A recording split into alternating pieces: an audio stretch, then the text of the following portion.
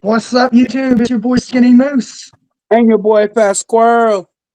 And we got Toby Klein. Oh shit, I forgot my motherfucking book. Give me 1 second. Uh-oh.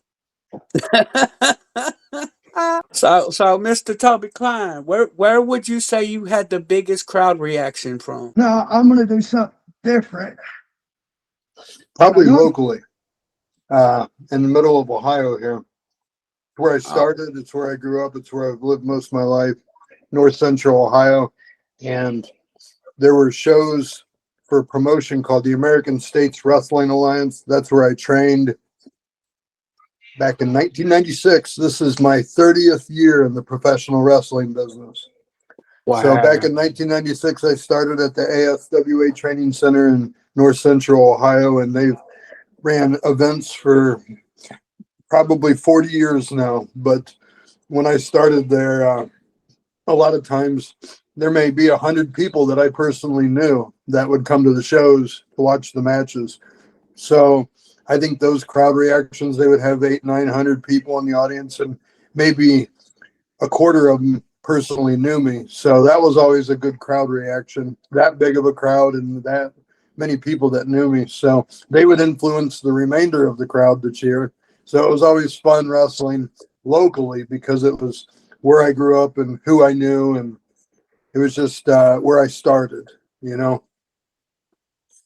That I understand that. That's awesome, man. But I could never take away from like the CZW crowds or the IWA Mid-South crowds. Different places I went, I was treated fairly by the promoters and by the fans. So I can't complain anywhere I went. We have Toby Klein, Mr. Insanity, IWF Tag Team titles, the tournaments. He's won King of the Deathmatches 2005, Unbelievable Tag Tournament 2 in Japan, Brick of Death 3. He is a CZW Hall of Famer 2018, GCW Hall of Famer 2022. Titles he's won: FNW Heavyweight Championship as Mr. Insanity, XICW Tag Team Championship with Brain Damage, XICW Extreme Championship, XICW Heavyweight Champion, CAPW Heavyweight Champion, XICW Heavyweight Champion 2 times, IWR Heavyweight Champion, IWF Tag Team Champion with the Range, Mid-Ohio Champion, CZW Tag Team Champion with Necro Butcher as Tough Crazy Bastards, IWA Mid-South Heavyweight Champion, is CZW Ironman Champion, ASWA Heavyweight Champion 2 times, ASWA Heavyweight Champion 4 times. I think you missed one. Which one did I miss, sir? Oh, I don't know. It sounded good. I really think you missed the ASWA though, my home promotion. I don't know if you mentioned that one or not. I was their heavyweight champion. I was actually their longest heavyweight champion. I had a 2-year run as the champion. Oh wow. ASWA, he's won it the heavyweight champion 6 times altogether. Oh, you did say it. Never mind then. You said them. You rambled them off, and I didn't hear it. What made you become a wrestler? When I was a kid, I would watch wrestling, and I always wanted to do it. I would always tell people that's what I'm going to be when I grow up. And then my parents took me to the Ridgefield Coliseum outside of Cleveland, Ohio, where the Cleveland Cavaliers used to play, and they had wrestling come there every once in a while. And the main event was Hulk Hogan versus Jesse the Body Ventura, and that was the first match I ever watched in person. And I said, I'm going to do that when I grow up. Now, when you was a kid and, wanted to be a wrestler, did you get, looked down on and made fun of? Or like it is nowadays, like a lot of people's like, oh, wrestling's this, wrestling's that. Or was everybody behind you and like, well, go do it? I got in trouble. First grade, I body slammed the kid at recess. Oh, shit. Oh, wow. And I got in trouble, and to get that out of my system, I was put into amateur wrestling, biddy wrestling. So from the age of 6 to the age of 13, I did biddy wrestling, amateur wrestling, I should say. And it taught me some discipline and taught me some, I guess, not to attempt this at home. I guess you could say I had to do it on the mats and not on recess or at home or anything. So yeah, getting into biddy wrestling at the time, amateur wrestling, collegiate wrestling, if you will, that was a good step. And then by the time I got high school, I didn't do it. I didn't do amateur wrestling anymore. I don't know. I should have looking back at it, but I went into weightlifting and football, and I concentrated on football. So I played high school football, and I actually tried to walk on to the University of Toledo to play college football for them, but I quit college after like 2 months because I came home one weekend and there was a wrestling school being set up in my hometown where I grew up. I walked through the downtown area. This would have been summer of 96, maybe September of 96, because I'd only went away to college shortly. So my time may be off slightly, but it was sometime in the middle part of 1996. And they were setting a ring up, and I went in and had a tryout and quit college the next week and moved back home and started my training in pro wrestling. Yeah, I kind of learned the hard way about not try this at home. I decided I was going to try to take a light tube, which I actually did. I succeeded. And I got the score on my back. I didn't think that one single tube would actually leave a scar, but in the long run, it was worth it. I did it for the wrestlers. I did it for the fans. And I was like, I'm not one to get in the wrestling ring. I got a permanent scar from when I was younger. I got hit over the head with a limited ball bat. So I can't really wrestle, but I do it with my little one. He's 6, so I like wrestling. But as far as actually getting in the ring and doing it, I don't think my head would let me. I got too much head damage. I actually, light tubes actually hospitalized me. I had a piece of glass in my back for 12 years. And yeah, it blew up into the size of a softball on my back, and it was near my spine. So I had to be hospitalized. They had to remove it from my back. So yeah, I hate light tubes. That's the one thing. If I could choose any hardcore weapon to not use in a match, it would be light tubes. They always cut me when I didn't expect it. They always had nasty. I always got nasty cuts from them. I didn't care for light tubes. Oh shit! I was hospitalized for 4 days. Oh my God! I'm glad you're all right though. I heard when they were trying to remove the glass from my back, I heard the doctors whispering behind me, and I'm like, you guys do know I can hear you, right? I don't know what you're saying, but it's kind of concerning that you're whispering behind me." And the doctor said, "Well, I think there's a piece of glass in your spine." So yeah, they hospitalized me. Oh my God, that's crazy. Whenever doctors are whispering behind you in the back of the room, that's not good. Yeah, that I can only imagine what your mindset was. Oh my God! I'm glad you're all right though. So the light tube match would have happened in Japan, probably 2005 or 2006, and this was 2019 when they finally removed it. Jesus. Gee. It was just floating around back there for 12, 13 years. Did you actually know it was back there, or did you think it was just like another, I didn't know what it was. It was like a golf ball sized lump on my back for years. And then it blew up into like a softball overnight. It got real big overnight one time, and it was hot to the touch, and there was something wrong. I could tell it was making me feel sick. So happened one other time. I had an injury that caused me to get sick. I wrestled Too Tough Tony at the IWA Mid-South King of the Death Matches 2001. And I did I think it was called the Van Terminator. Rob Van Dam would go coast to coast. He'd go from one corner to the other. So I used to do that. I used to springboard to the top rope and do a drop kick to someone in the other corner. And I had Tony in that match set up in the opposite corner. He moved. And when I landed, my elbow pad was not on my elbow. I wore elbow pads because of that move, but my elbow pad wasn't on my elbow, and I got a piece of glass right in the tip of my elbow when I landed, and it felt terrible. That I knew right away I did something to it. But about a week later, I was on a show, and I couldn't even bend my arm. There was my elbow was swollen, and there was like an orange fluid coming out of it, and I was sick. I was puking. Yeah, I ended up, there was a red line that went from my elbow to my armpit, and I had a veterinarian meet me at a couple shows and drain it for me. And he told me that that red line was because the infection was working its way to my heart. Oh shit! Oh, The You light have tubes, done what? light tubes, no good. No like, no like the light tubes. I understand that. Me and my buddy, we was talking about you doing one of the fucking most amazing coast to coast with the blue jeans and the boots on. I wore And blue jeans that match because my airport had delayed my gear or something, or my gear was still at the other airport. So I had to show up. I got to the show late.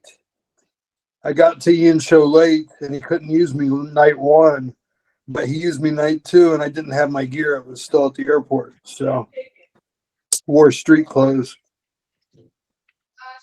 you still fucking killed it in blue jeans and boots, though. That was one of the best coast to coast I've ever seen. Even today, I still go back to that look. When I wrestle now, I'll still throw the blue jeans on and do like more of a street fight look. I always liked the bunkhouse brawl matches with Terry Funk and Dusty Rhodes, where they wore the Yep. t-shirt and the blue jeans. So I do that look now when I wrestle. that's cool. In 2001, King of the Death Matches, where did you get the idea to come out with a gas mask one? I wore the gas mask for a few years. My early promotional pictures, I had the gas mask, and there would usually be a whatever town I was in, I would try to find a scantily clad woman to hold on to the gas mask and lead me to the ring as if she was pulling me to the ring. Oh, yeah. But yeah, there's several promotional pictures where I'll have like women in skimpy outfits or bikinis holding the gas mask, and people will ask me, "Who's that in the picture with you?" And I'll say, "I have no idea. Somebody in the town that we were wrestling in that wanted to be in the picture with me. I don't know." Oh, yeah.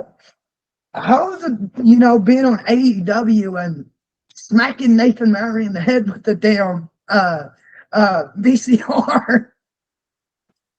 That's nothing compared to what I'm going to do to him February 28th. Action Wrestling has me wrestling him February 28th. So, yeah, in Chattanooga, Tennessee at the TWE Arena. Yeah, I'll be down there on February 28th, and I'll have to stop at the pawn shop and see if they have any of the real heavy VCRs before I go to the venue.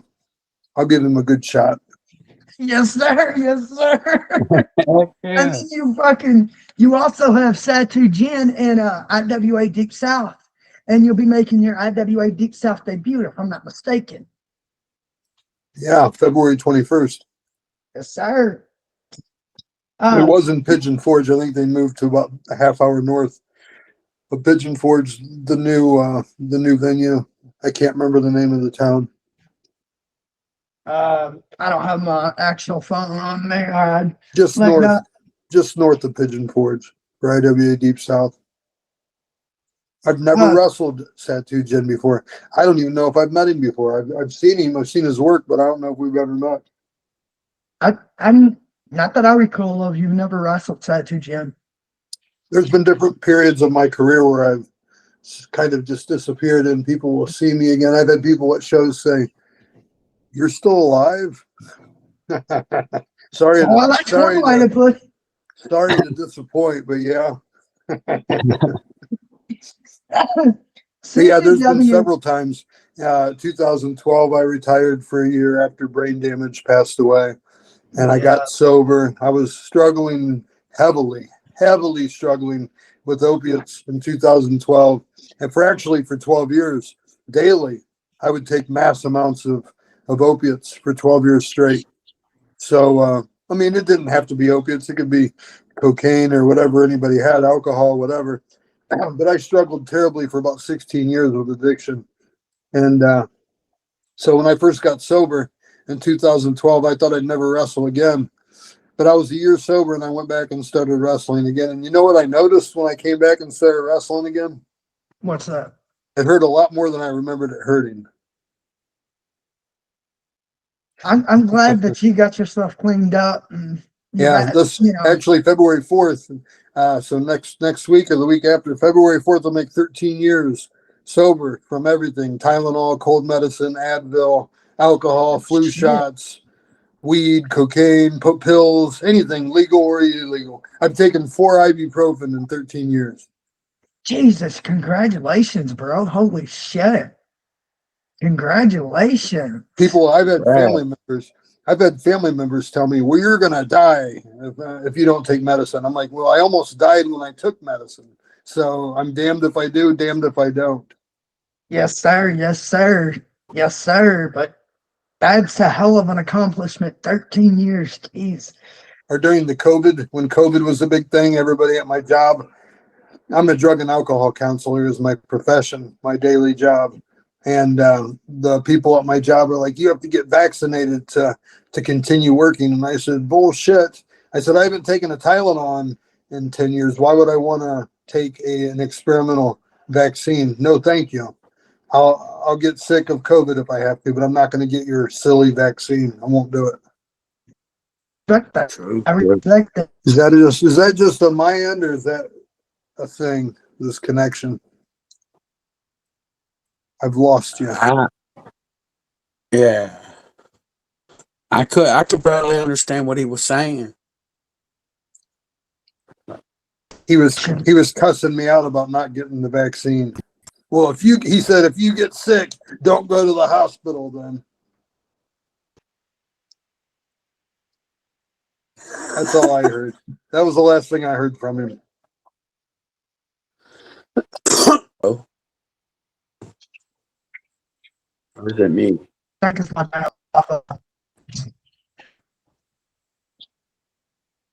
One second. It's just fucking. That was fucking action. All right. Can you hear me? I can hear you, but you scratchy. Yeah.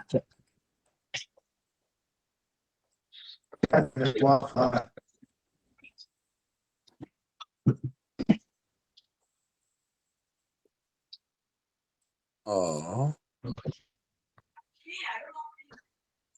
Look at the doggy.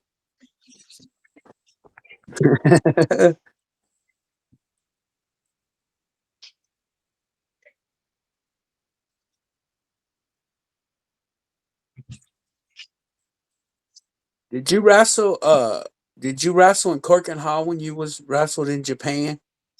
Yeah, 2005 and 2006. Oh. Wrestled twice in that building. Good building. Lots of I've heard wrestling. other people we've interviewed have said that's went over there said good things about that building, said it's a good building. It's one of the places, if you're a wrestler, it's one of the places you really strive to get to and get to wrestle there. Heck yeah.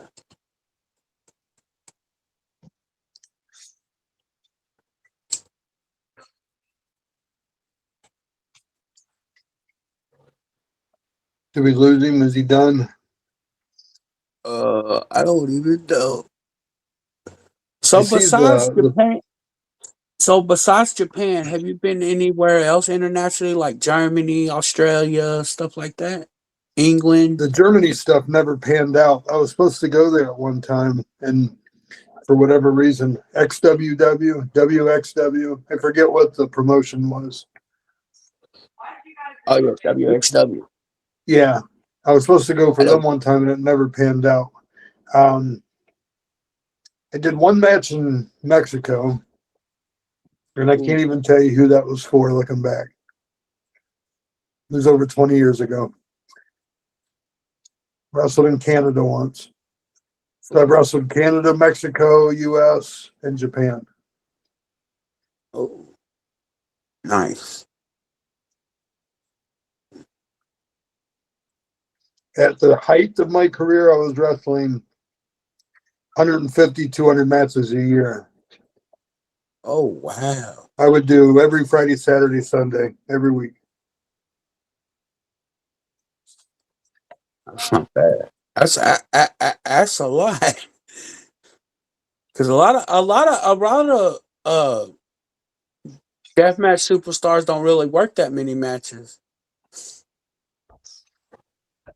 I definitely got a wide variety of matches. It was not just death matches. It would be any style. I would work any style they wanted. And I tried to be whatever style they wanted me to work. I tried to be the best that I could at it, whether it was maybe more of a lucha style or a high flying style or heavier hitting, a shoot almost, or stiff matches, Oh yeah.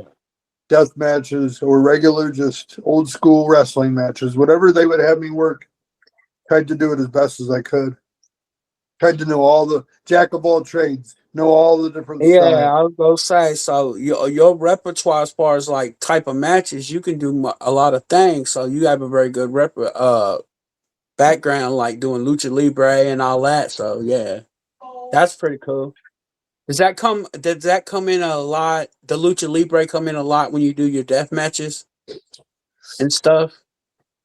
No, the only time I would do that style is if I was working somebody that was preferably working that style. That was their preferred style. Oh, that's cool.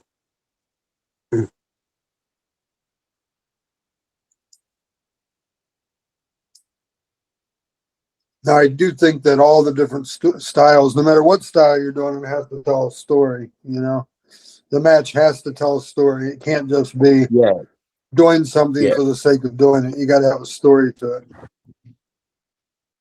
yeah. All right, there we go. Sorry about that. My internet went out. I think it's the damn snow. All right, I'm back. CZW ultraviolet freedom of expression. You and Necro versus Nick Mondo and Wifebeater. What was going through your mind when you and Wifebeater was on the ring apron and Mondo jumped off and put you through the barbwire cable contraption below? Oh man, that was a stiff bump too. I remember I felt every bit of that barbed wire. That match would have been in 2002, right after the Tournament of Death, right after the first Tournament of Death, and it was at ECW Arena. That was my first time ever wrestling at ECW Arena. That My that first, looked pretty stiff. yeah, that And was if the I'm not first time I if ever I'm not wrestled Mondo or mistaken, Wife Beater. correct me if I'm wrong, but Nick Gage was your first TOD opponent, and you was his, right? Yeah, it was his very first TOD opponent. Okay, I thought so. I thought so. Uh, I tried to do extensive research and do as much as I could on you. And I normally go after the workers' matches and what they went through other than like their history. So when was you the first person to bring out the red colored light tubes? When did I bring them out? I don't have any idea. It was one of the King of the Death matches. I'm gonna say it was like 2002 or I think 2003. I think that was just props I seen sitting backstage and I grabbed them. I don't think there was any rhyme or reason to it. I didn't purposely be the first to do it. I just seen them there and I grabbed them. Because I noticed that a lot of people has been, they have black light tubes now and red and different colors, and I was like, I think he's the first person to bring out red colored light tubes. That's pretty cool. Kind of like Masada was the first to do the skewers. Yeah, Masada was the first to do the skewers, and to me, and my knowledge, he was the first to bring out the red colored light tube. So, like, that's pretty cool. A wrestler bringing doing their own thing. So It was not on purpose. It was items I seen sitting in the locker room and I just grabbed them. I was like, hey, that's some fucking history there. Now that you Yeah. and Necro are both back, have y'all thought about bringing back Tough Crazy Bastards? Boy, that would be good. I think it would have to be a special reason, whether it was at ECW Arena or maybe in Vegas for WrestleMania week, or some kind of special attraction, some kind of build up for it. Yeah, I think it would be good. Maybe I do would a love to see maybe do that. a convention and a match together. I think that would be cool. That would be fucking amazing. I thought it was a pretty good tag team that me and him had. Oh yeah, I loved watching y'all. Y'all We were fucking. brought in. We actually got brought into CZW, and they were wanting us to rough up people. They were like, we need a team to come in and rough people up. So that was the reason Mike Burns, the original owner of Smart Mark Video, he had contacted myself and Necro and paired us together and said, we want you guys to rough people up. And me and Necro were like, yeah, okay, that sounds good. Y'all, you can just that. Kind of like a deathmatch Road Warriors, something like that. Yes, yes, sir. What is your worst injury or your major one? I know you was talking about the elbow spot and then your back with the light tubes. Is there any more? Yeah, the worst was the hanging. I got hung one time in a match by Maniac Matt Bourne, who died years ago. The guy that played the original Doink the Clown. Yeah. He was doing a new character. He was doing, in September of 2002, he was doing a character called the Boogeyman before the other Boogeyman. He had a camouflage outfit on and his face painted, and he had a wig of some sort on, and he couldn't see, and he was intoxicated. So it was a bad start right out of the rip. Right off the beginning, it was bad. But we got to the ring. It was at Elwood City, Pennsylvania. And he took a cord out from underneath the ring and brought it into the ring and choked me with it. And he threw me over the top rope. And obviously my hands were meant to be holding on to the cord. But when I got thrown over the top rope, I tried to grab the cord and it was already too tight. And I'm struggling to get it. I can't. And lights out. He was pulling from in the ring, and 8 minutes later, I woke up. They said I was out for 8 minutes. They said when they took the cord off my neck, I had a seizure or something. My arms and legs were flailing, and yeah, I didn't know where I was when I woke up. There was a man over top of me doing CPR on me. I didn't know what was going on. There was cops and paramedics around me. I have a picture of it when I wake up and I see the cops. I have a picture of that. Some fan gave it to me years later. But yeah, I was actually able to wipe blood out of my eyes. Oh my God. There was blood dripping down my fingers. Micro hemorrhaging is what it was called. But I had a scar around my neck for months. My eyes had blood on them for months. Just blood splotches on my eyes. But when I got to the locker room, they wanted to stretch me out, and I seen kids crying in the audience, and I'm like, no, we got to walk. So they helped stand me up, and then the crowd cheered, and I walked to the back. But Taboo was backstage, and he goes, you got to take sandpaper to your neck. It's going to scar. You got to take sandpaper to it and go to a tattoo artist and get Try Again tattooed underneath it. And I was just scared at the moment and confused and shocked that it had happened. And I never did follow through with that. It was on my neck for months, this red line. So I figured it was permanent anyways, but eventually it went away. But yeah, I wish now looking back at it, I wish I would have sandpapered it like Sabu was trying to make me money. And it would have made me money, you know, if I would have had a scar on my neck and a tattoo that said Try Again, and people said, what's that scar? What's that say, Try Again? Why you used to say that? I had a story to tell, and I could have t-shirts that said Try Again. Sabu was trying to smarten me up and make me some money. So I know you also you fought a lot of big names. Well, you're a big name yourself, but you've also stepped in the ring with Tyler Black, Seth Rollins, if I'm not mistaken. I've beaten Seth Rollins and I've beaten CM Punk. I got wins over both of them. And Scott Steiner, I wrestled him probably a dozen nights in a row one time. King Kong Bundy, I wrestled him cage, iron sheet Whoa. grabbing him. Oh shit. Which one do you think is worse in your opinion? The VCR spot that you threw at Necro in 2003, or the King of the Death matches when Necro threw the computer at you in 2004? I know that the one with Necro is more viral, but which one would you say is worse from your personal opinion? The computer didn't bother me, so definitely the VCR because it rocked him, you know. The VCR definitely rocked Necro, but I can only imagine having a computer screen thrown at my face. And then That you was just all get right. back up and start wrestling, and I'm like, damn, that has to hurt. I was okay. I got my hand up. I got my hand in there between the VCR or the computer when he threw it. Just the last second, I got my hand in there and took a lot of the momentum of it. Jesus. What was going through your mind after seeing and hearing the pencil board spot that you done with Madman Pondo? Ah, that was the fans bring the weapons match, if I'm not mistaken. It would have been Yeah. 2005 Tournament of Death. Was it Tournament of Death or King of the Death matches? I know it was one of the two. I know it was a It tournament. was CZW Tournament of Death.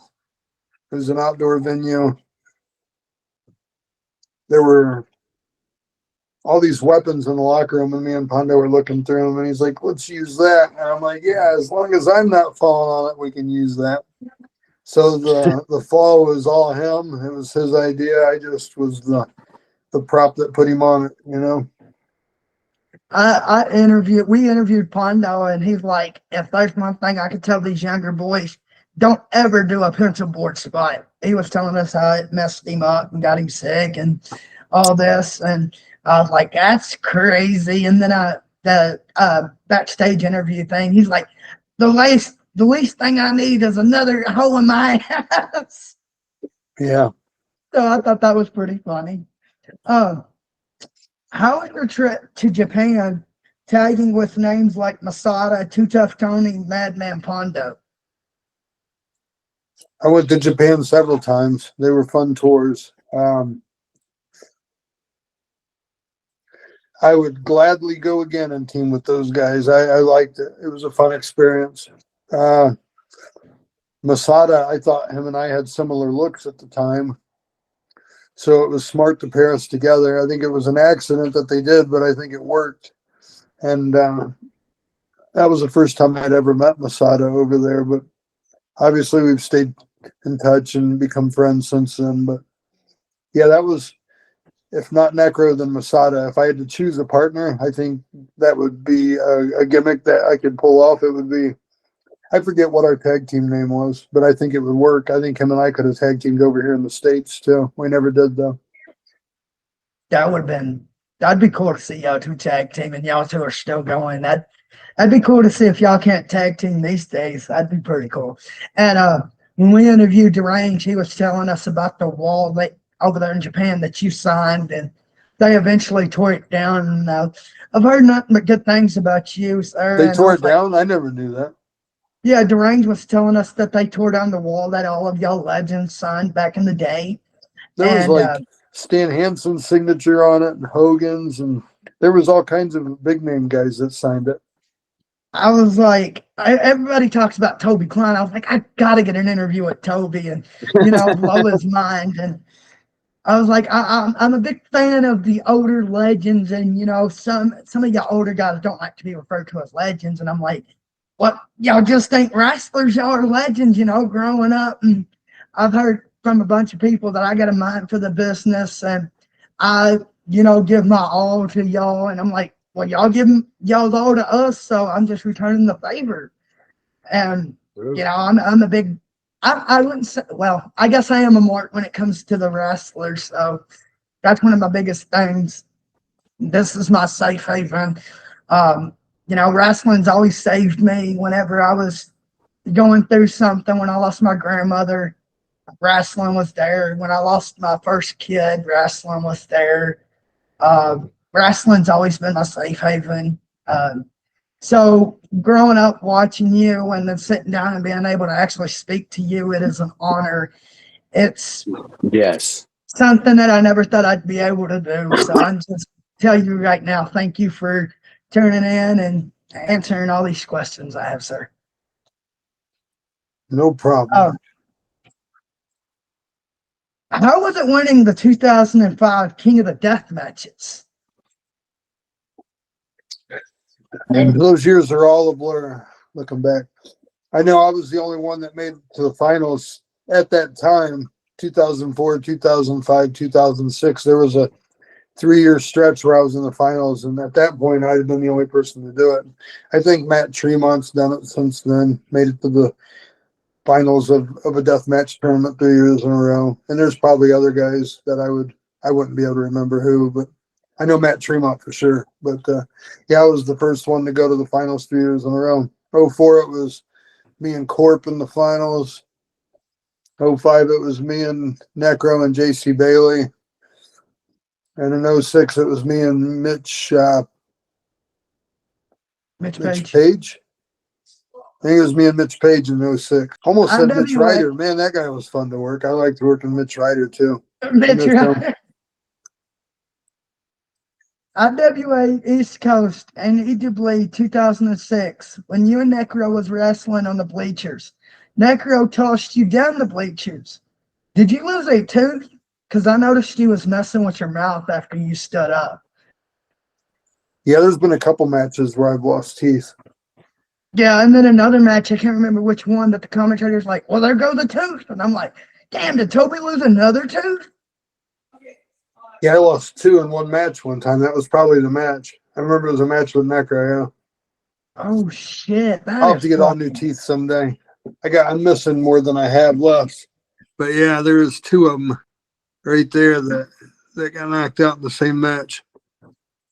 Oh, shit. Me and my wife, we was playing it one night. And, we play wrestle. We don't actually wrestle. And I got my fucking front tooth knocked out, which my teeth are bad anyways. I have really bad genetics. Like everybody in my family has bad teeth. No matter if we brush them, floss them, whatever. It's just a thing. And my front tooth, it broke off. And I'm like, well, I got to get a hold of the dentist. And now we're in this fucking predicament with the snow. And I'm like, I'll get around to it.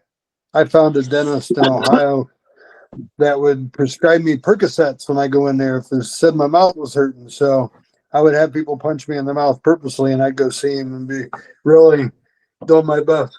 So when I walk in there, and he would give me Percocets every time I come in. I actually got red flagged at a Walmart one time because I tried to fill 2 Percocet prescriptions at the same time. I went to 2 and I filled the one prescription. Then the next day I went to the Walmart and they wouldn't fill it. And they said they called the doctor and got the script canceled. And I was like, you did what? Why did you do that? And they're like, you just filled a script for this. And I was like, yeah, I'm in pain though. They said, you should still have those left. I said, I don't. I took them because I was in pain. And the lady's like, no, you took them because you're addicted to them. Oh. Yeah. Oh, shit. So they got me red flagged. I made the red flag list at Walmart Pharmacy. Oh, shit. Do not fill prescriptions for this guy. Oh, shit. What was it like winning the unbelievable tournament, too, with Madman Pondo in Japan? It was for a promotion called Fighting's Ultimate Crazy Kings. FUCK was the promotion. I couldn't find I couldn't find that match anywhere, so I was like, I'll just ask him about it and have him speak on it for me. I used to have a DVD of it. There was a guy that broke his neck on that show. There was a guy that did a moonsault and slipped. He did a moonsault off the ropes, and he slipped and came down on his head, and they had to stretcher him out of there. Oh, shit. Did it unalive him, or is he still, I don't know the situation. I know they said his neck broke, and they had to stretcher him out. Damn, that's fucking crazy. Damn. Jesus. Being in the final of the King of the Death matches, 2004, 2005, 2006, plus winning the '05 King of the Death matches. How would you say each year was different and it changed for you each year?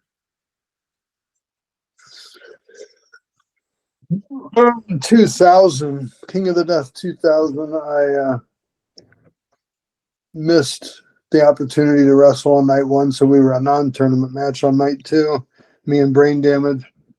That was just getting our foot in the door with it. 2001, I thought I had a really good match with Tony. 2002, I did Tournament of Death. 2003, 4, 5, and 6, I did King of the Death. Each year was tried to up the game a little each time. I actually thought my best match of all those was '03, though. I thought that match that me and Necro in '03 was the best one. A lot of people think different, but that was my personal favorite. I thought the whole match made sense, and that we had a cool finish to it. Maybe I did IWA East Coast in '07. I did a Death Masters of Pain maybe in '07. '08 and '09, maybe CZW Tournament of Death. Seems like every year for a very long stretch of time, I did deathmatch tournaments every year, for if not the same promotion, different promotion. You done some type of tournament. Here's my son, Eli. What's up? Hey, how's it going, bud? It's going all right. How are you? Good. Good. So, I'm doing are you all right. are you okay with him stepping into the deathmatch world if he chooses to? I personally wouldn't. You wouldn't? Nah, I don't feel like coming home and having my bones ache when I'm 30. So I understand. Try that. I at understand that 47. yeah, even I that I could understand not that do it. completely. Yeah, your father, he's a hell of a legend. He's one of my favorites easily. Look at that big backdrop they have. Is that a Oh, real yeah. poster? Or is that a computer? I want one of those. My sponsor made it. I can send it to you after we're done. All right. It says Yeah, I Avengers can on have. it, right? Yeah, Deathmatch Avengers. I can have him Pretty cool. do whatever you want if you want me to, or I could send you his at. I know. I'll Yeah, probably he's really get good with the graphics and stuff. If you ever want graphics, just message him out, and he does really good graphics. He does all my graphics. T-shirts? Do T-shirts? Yes, sir. He does T-shirts. He does graphics. He does stickers. I think he can do just about anything you want. He actually done my headband. He done my T-shirt. All my T-shirts actually. He God, I got a bunch of stuff for my sponsor. The only thing is he's over there in England, so when you order it takes like a week or two. But Vinny, that's my sponsor, Vinny, and oh my God, I've never had a complaint out of Vinny. I love what he does for us. How was it training? What was it like training brain damage? Yeah, I started at the ASWA Training Center in 1996, and then at the end of 1997, Brain Damage came into it. So, yeah, I was in the ring every day with him for months when he first started. His original character was Fortune Pain. That was his original name when he started wrestling. He was a part of a tag team with Random Pain. It was Random Pain and Fortune Pain. But I've interviewed a bunch of people that's said good things about brain damage, but the one thing I've always said is you got to watch that damn hand of his, that arm and that hip. And I'm like, yeah, well, with that arm, that bionic arm, yeah, you're going to get shit knocked out of you. yeah, And he that's was the probably thing that, the legitimate toughest guy. He was one of the top 5 toughest guys I was ever in the ring with. and that's the thing that throws a lot of people off. Like my wife was looking at, does he actually have the bionic arm? And Google's like, no, he never had a bionic arm. And I'm like, yeah, if you go listen to the commentators and you actually listen to the legends, they'll tell you differently. The ones that's actually stepped in the ring with me will tell you, don't listen to everything the internet posts up. Listen to the ones that's actually interacted with the man. Sure. After running around barefooted and doing the matches that you did with Necro, Do you still have filling in the bottom of your feet, or is anything embedded in the bottom of your feet? I can no longer move my left pinky toe. It stopped working. I have a huge, I guess where it broke, the side of my right foot broke at one time or fractured, and it's swollen and it's got a huge knot, almost like a bump on the side of my right foot that is permanent. So yeah, my feet look mangled when I have my when I have my shoes off. I would definitely not wrestle barefoot now. I'm going to wear wrestling boots, or my preferred is amateur wrestling shoes. My son gave me his old wrestling shoes. He wrestles for school, and I like wrestling in them. They move good, and I can move really good in them. So, but I would not wrestle barefoot anymore. It hurts walking some mornings. When I get up, I'm sort of in pain when I just walk barefoot. So I like a good pair of comfortable shoes now for sure. I was a man when I seen you on AEW when they posted that, and I was like, oh my god, Toby's on fucking AEW. That's amazing as fuck. Yeah, Chris Hero, the producer for him and I had been friends from years ago, and he had contacted me, asked me if I wanted to do one of their Action Dean events, a special event that they do. Yeah, I was like, well, I'm 4 years retired. Are you sure you want me? And he's like, of course. So I did it, and that was in September of last year. And since then, I've done October, December. I've done, I believe, 3 extra matches since then. So I've done 4 matches in 4 years. Now, next month, I have 4 matches in 1 month. So it kind of opened up that world again, where I'm doing some wrestling again. But yeah, and I have Tennessee next month, and then I have Las Vegas in April. So I have some fun shows coming up that I'm looking forward to. Hell yeah.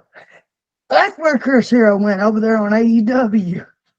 I haven't heard from Chris in a long time. So is there anyone that you would like to call out now that you're back for a match? No, I like to see who they put me in with. No, I got Tommy Vendetta. Tommy, that'd be good. That'd be fucking great. I'm facing him in Detroit February 14th for Shit. XICW. Oh, that'd be awesome. I can't wait to see that. Fucking Then ICW in the Chains February 20th. I'm facing Hoodfoot for the first time ever. I can't wait for that one. That's gonna be a good one. That's gonna be good. I want to see you and Slack go at it. February 21st will be me and Satu Den for the first time ever. February 28th will be the first singles match I've had with Nathan Mowry. Wednesday, you're hearing this first. An exclusive Wednesday, April 15th in Las Vegas. I'm facing Dr. Red Acted. Oh, that's gonna be fucking good. That's gonna be good. That's gonna be good. Do you have a favorite pastime like fishing, hunting, spending time with the family, playing video games, etc.? I love going to my children's sporting events. I love going to. I have 4 boys, 5 boys, counting my stepson. So I love going to their sporting events. I love. I have a boy currently in wrestling and a boy currently in basketball. So I love going to those events. Then football season, the one that peeked his head in and said hi just a minute ago. He'll be a senior next year, and he's already getting looked at by a few colleges. He's going to be going to play college football. So, yeah, I love doing that stuff.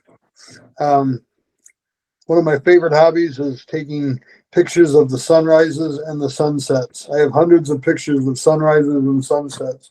Didn't appreciate that stuff when I was younger. Now I do. Yeah. I'm a storm chaser, and that's a fun activity. One of my sons goes with me whenever there's a risk of tornadoes. We've actually recorded several tornadoes. We've chased a lot of tornado-warned storms and got some crazy pictures and crazy footage of of tornadoes? Growing up, I was always scared of tornadoes. Being a kid, my grandmother, she's from Ohio, and she would chase tornadoes when she was younger and stuff. And I'm like, no, not for me. Uh, Shit, I'd love to have your boy down here playing football for us because Kentucky football sucks ass. We need some good players down here and a good coach. What's the college near you? Uh-huh. What's the college near you? Kentucky, UK college. Yeah, we Louisville is like our arch nemesis or whatever, and then you got the Kentucky Wildcats, and our football is. I'm from Kentucky, and I don't even like our football team. My uncle, how far is Morehead State from you? I think that's one of the teams he said was sending emails and stuff. Not too far, I don't think. Probably about 30 minutes to an hour. Yeah, I think that's one of them that he had contact with. What's it like being one of the original four horsemen of cult fiction? I still represent cult fiction to this day. Whenever I wrestle, I wear the cult fiction shirt.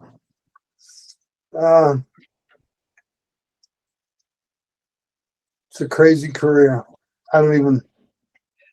There are moments in time that I'll never be able to live again that I'll always remember. Do you still have associations with Billy Graham? For a long time we didn't talk, but recently we started talking again, yeah. I've been thinking about interviewing Billy Graham, and then you got people that's like, you don't want that interview. And then people are like, yeah, go ahead and do it. That'd be a good one to interview. So if you can get me, yeah, I think you should, but just be prepared to not talk at all. He'll do all the talking.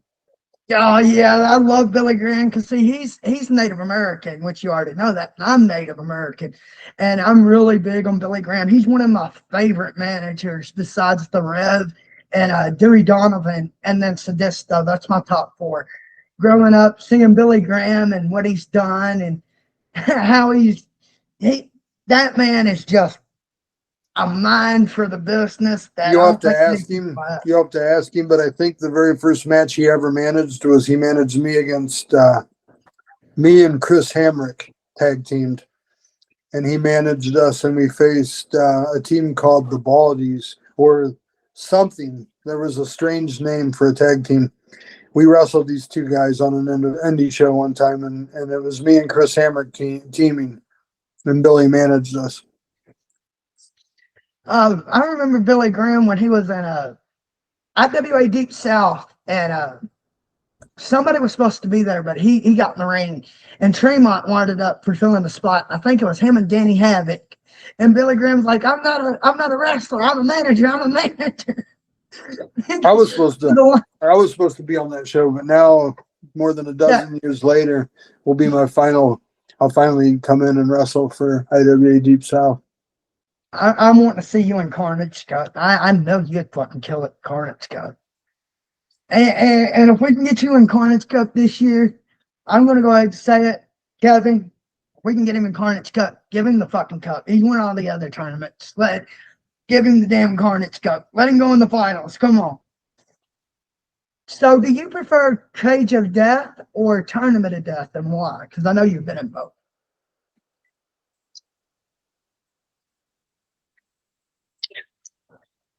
I think I liked that Cage of Death. I was in several of them. I thought it was a pretty cool concept. I think I broke a couple of those cages. We broke parts of the cage. You was in one of my favorite Cages of Death. I think it was 7. I'm really bad with Roman numerals, even though I took Latin. But I know it was the one with Joker and you and Nick Gage, and yeah, the really wicked cage. And it was one of my favorites. And I'm just like, that's probably one of the best Cages of Death I've ever seen. I think it would have either been 2005 or 2006. Which one was that, cuz? The one where they catch the table on fire and Zindig and it was probably 06. I think it was 06. Yeah. Yeah. What because was now? I Here's think one the of my one favorite after that things. wasn't.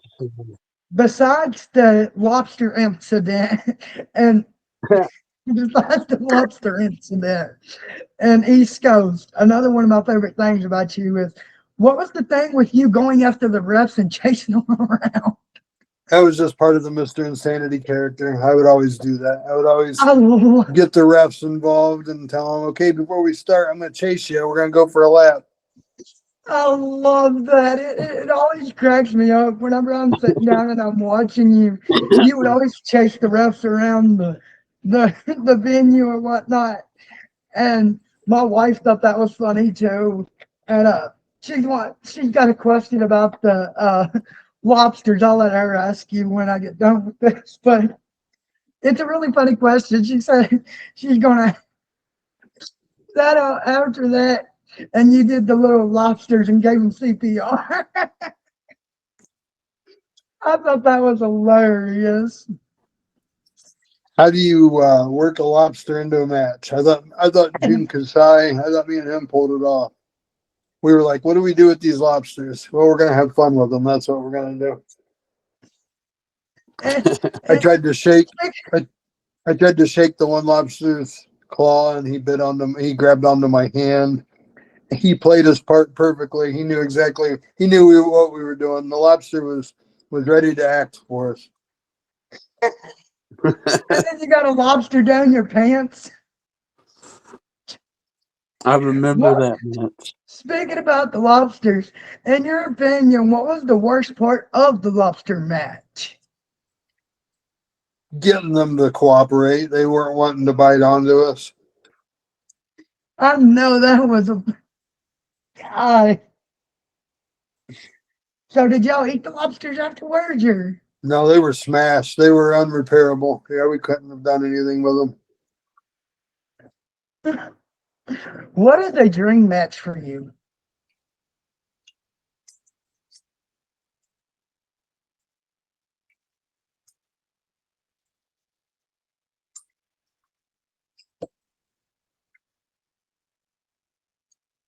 Man, that's a good question.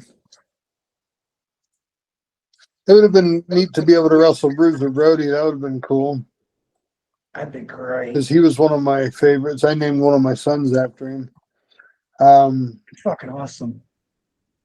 Non-deathmatch related, it would have been cool to wrestle William Regal. He was always my favorite technical wrestler. Growing up, I never could get behind William Regal. And then as I, turned into a teenager, I was like, he's not that bad. He's just living up to that heel persona. And my grandfather, he's like, well, he done his job right. If you don't like him, he's a heel. And I was like, what do you mean? My grandfather's like, well, he was the bad guy. So, he done his job right. If you don't like the heels, then they're doing their job right. And I was like, he's always using those brass knuckles. And my grandfather's like, what do you expect? He's the bad guy. That's what you got to expect. And now I'm like, hey, William Regal ain't that bad. He's just, got a mind for the business that a lot of these younger folks don't have. And I love to see the younger guys, that actually know how to comprehend a story and work and actually do what wrestling's all about. So, since you've been in multiple TODs, which one did you enjoy the most?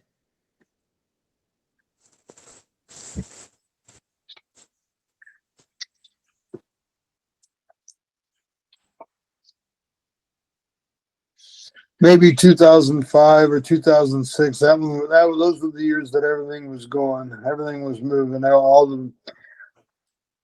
Getting a lot of shots all over the place. I was going to Japan. I was just wrestling full time. It was just really good years. So now that you're back, are you back to wrestle like full time and do your shoot job, or how's it playing out for you? I got to take a week vacation in February and a week off in April to go do my shows, but it's all right. I got vacation time, so it'll be all right. Hell yeah. Will you speak on that badass coast to coast that you done in your jeans and boots? I knew I could do it in my wrestling gear, so I figured I could do it in my my street clothes. And sure enough, you killed it. What And was Billy Graham's fascination with fire? He burned you in TOD6 against brain damage, and he burned the range a few years later in TOD against Nick Gage. he had the trick that he could do the flame, the fireball. He knew how to do it, so he just wanted to be a part of the show. Yeah. But Billy's always wanted to be a part of something. I like Billy Graham though. How has it been inducted into the CZW Hall of Fame? That was a surprise. Yeah, I didn't even know they were going to do that. They got me out there. I think it was 2018. Yeah, they got me out there for a match, Tournament of Death. And me and Jeff Cannonball and Matt Tremont. And then right after the match, they told me to stay hang tight in the ring. Caught me by surprise. I didn't know that was happening. But one last question. And did I stand up to my word? Did you have fun and everything as I promised? Other than you bailed on us for a minute, you had some technical difficulties. Other than that, it went good. Thank you, sir. Thank you. Thank you. That's all I try to do. I try to get y'all wrestlers, to, have fun. And it's not all about wrestling. Y'all can clear y'all's mind on the channel and enjoy yourself. Give me 1 second and I'll go get the wife and the kids. They want to meet you. Give me 1 second.